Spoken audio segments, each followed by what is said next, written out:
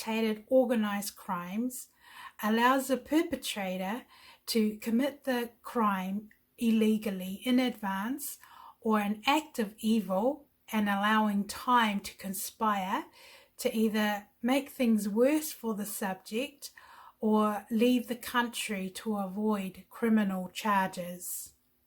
Factual evidence pertaining to an analysis based on a comparison among several periods of development of a phenomenon usually articulates immediate objectives of an awareness in a thing in itself.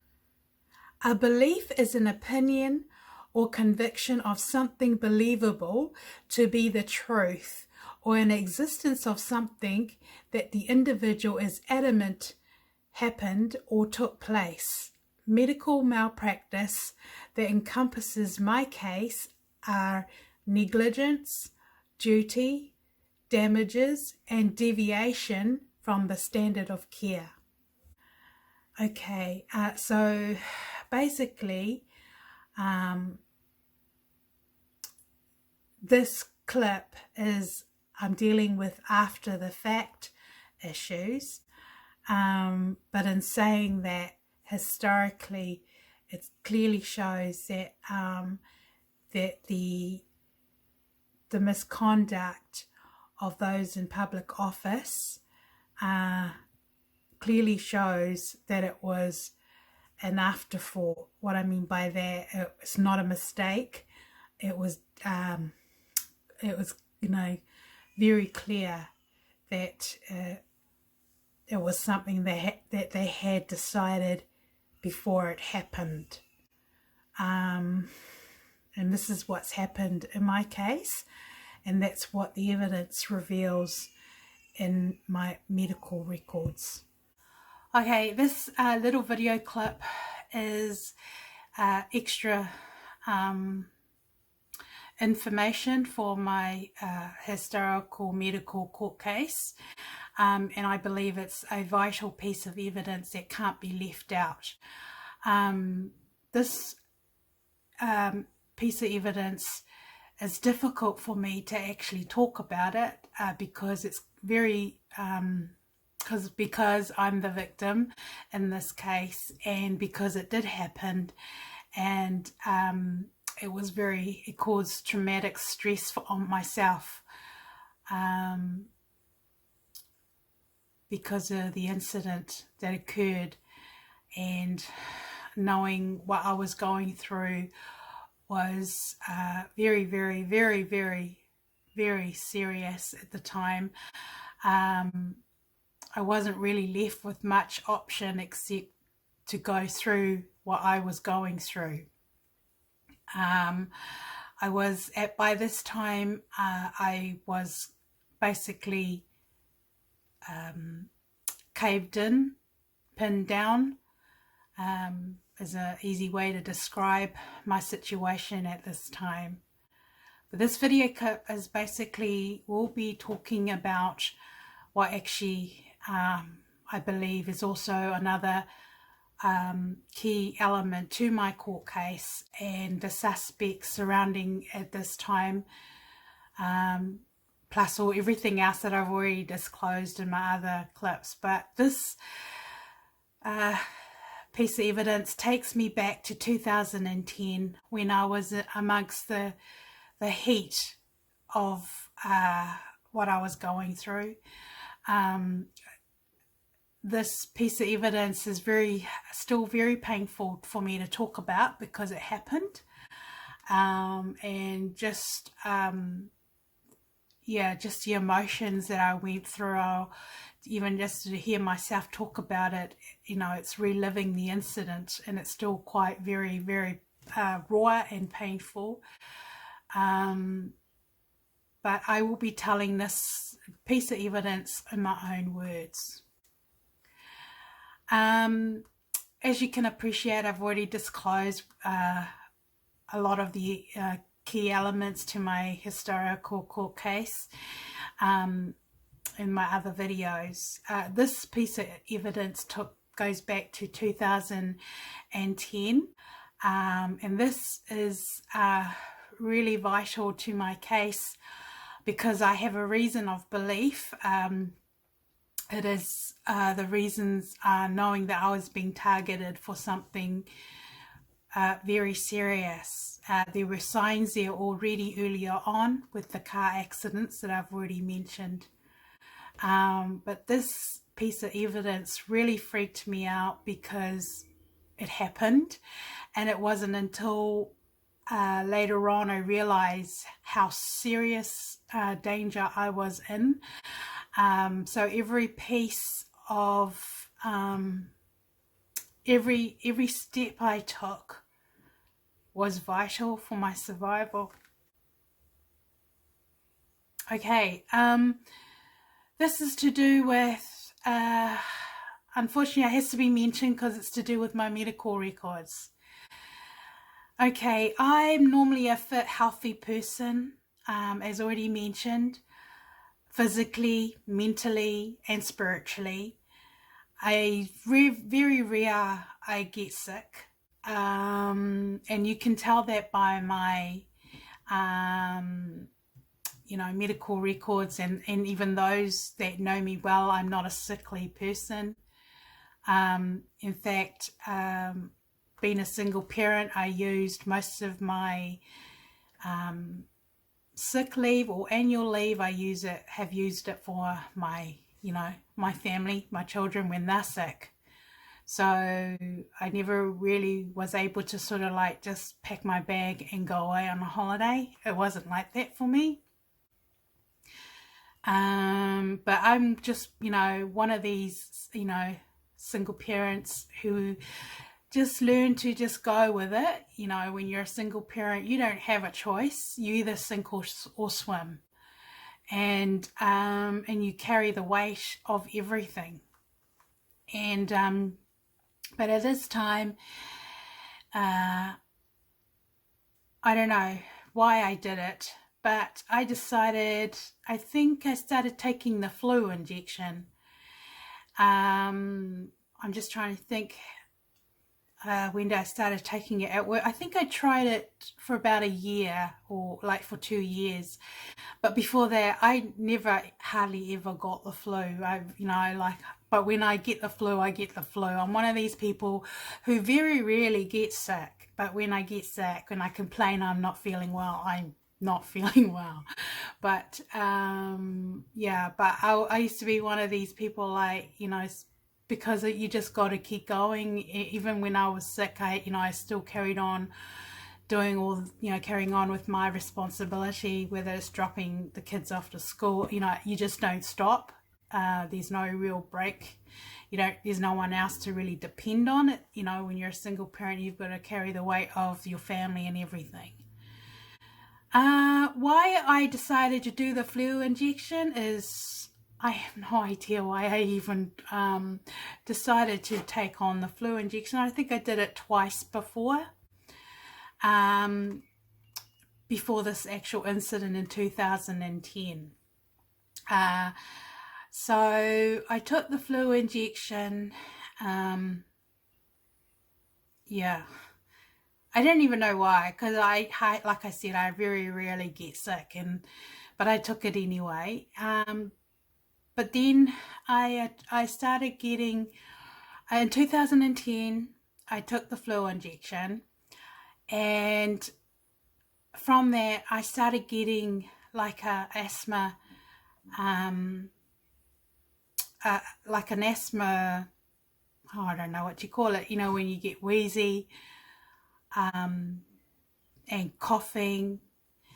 I started getting this dry cough and an irritation in my lungs. It is vital for me to talk about it.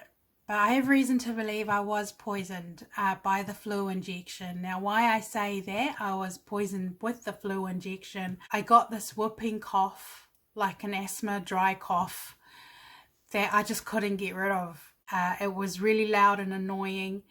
It annoyed everybody that knew me well, because it was like a dry reach kind of a cough, and I couldn't get rid of it. But the problem was with this cough, it wasn't a normal kind of cough.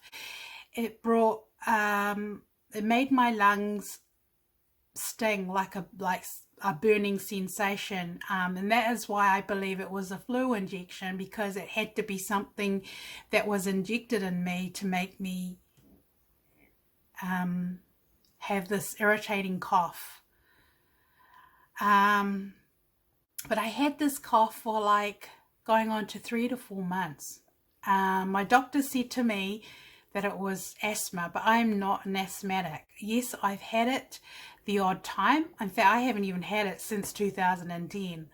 But I'm not an asthmatic. Like, you know, there's asthmatic, but I mean, I've gotten bronchitis, you know, when you get the flu really run down with the fever, and you just take some antibiotics and cough mixture and you're fine.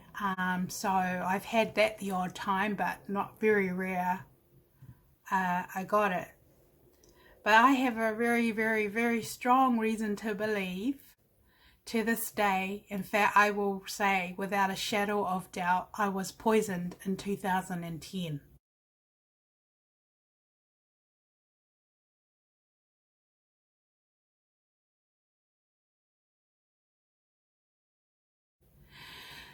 Um, so this happened around the time of the car accident too. So I had all that going on, amongst everything else that I was going on, in my environment. Reason why I was suspicious was because I couldn't get rid of this cough. The air conditioner irritated it. You know, it could be up really, really high, and then I just get this irritating tickle in my throat, and I would just cough hysterically, like I can't stop coughing. But like I said, it wasn't your normal kind of cough. It was really like, it really bothered a lot of people that around me, and even some people that knew me was like, you know, you're okay, because you know they've never heard me, you know, had this irritating cough, but I had it for a long time. I couldn't get rid of it. Unfortunately, I don't believe my doctor told me the truth. She said to me that I had asthma. I knew I didn't have asthma. It took more than it wasn't asthma. And but she gave me all these tablets. I don't know what for, but at this time I also had lots and lots of blood tests around this period of time. But I knew something had poisoned me. So when you're hardly ever a sick person, normally healthy, normally everyone that has known me over the years have always known me to be a physical, you know, person who walked for miles, wasn't even afraid of the dark back then. You know, nothing could stop me from exercising. But yes, I believe I was poisoned at this time. And I believe my doctor failed me. She didn't tell me the truth. Everything is consistent with everything that I have said. I was subject to something that was clearly out of my control, and it was very, very, very, very serious. So I had all these things going on. I believe it was a flu injection, because if I had drank something that got me poisoned, like if maybe somebody made have put something in my drink, water, because I used to drink lots of water, take a bottle and I'll, you know, maybe, you know, it was the water, but there is no way it could cause somebody to have this cough. I couldn't get it. It irritated everybody that knew me well. And the evidence that I would have to say that would be able to support my allegation would be, you know, part of my job role in the office was taking courts. So every single court I took, was recorded. So there were been like court cases that I took that I had this dry reach cough, had it for like 3 to 4 months of it. But there were other colleagues within my environment who were very, very, very concerned. I was concerned, but there were things I couldn't tell anybody. There were only suspicions. So, but I still believe to this day, without a shadow of doubt, that that's what happened to me. It also explains a lot of reasons why my medical profile is a mess, where some things have been deleted and a lot of dishonesty and setbacks. But regardless, it did happen. And this all took place in 2010. So I just couldn't leave this piece of information out because I know that all this needs to be investigated properly. But in saying that, it did link back. The other reason why I was suspicious, because I felt like I had been lured into some kind of serial cyberbullying of, that other people that I knew had gone through, that I knew really well or knew of. And I felt I had gone down the same system. So I just won't beat around the bush about it, but I'm just saying it as it is. So that's what happened. The reason why this piece of information is important, because it has to do with the actual my medical case. But to this day I haven't had asthma since that last incident. That was in 2010. I haven't even, I haven't taken any inhalers or anything like that. But my concern was the length of time that I had this cough for. It was for 3 to 4 months. I also had the car accident exactly around the same time. So you can imagine the tremendous danger I was in.